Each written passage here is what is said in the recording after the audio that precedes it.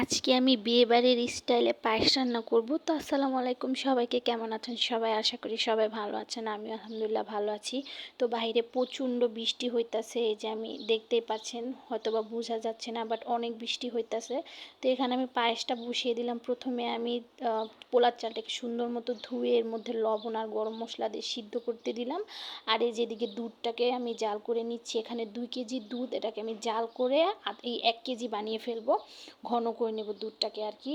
তো এদিকে আমার পোলার চালের জাউটা হয়ে গেছে। অনেকরে দেখি যে ডিরেক্ট চালটা দুধের মধ্যে ঢেলে দেয়, বাট আমি এটাকে জাউ করে দেই। এভাবে করলে কি পায়েসটা খুবই সুন্দর হয় দেখতে, আর পুরো বিয়েবাড়ির মতো হয় খেতে।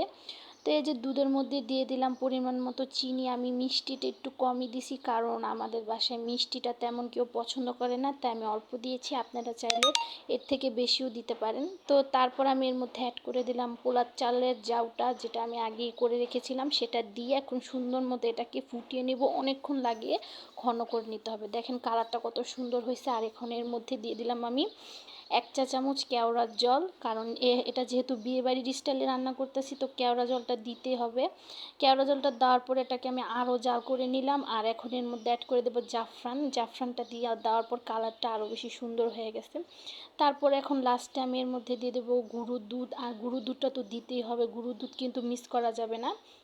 আর এখানে কিছু কাজু বাদাম আর কাঠবাদাম আর কি ব্লেন্ডারে একটু আধ ভাঙা করে তারপর আমি এটা পায়েসের মধ্যে দিয়ে দিলাম, যাতে মুখে একটু বাদাম পড়ে।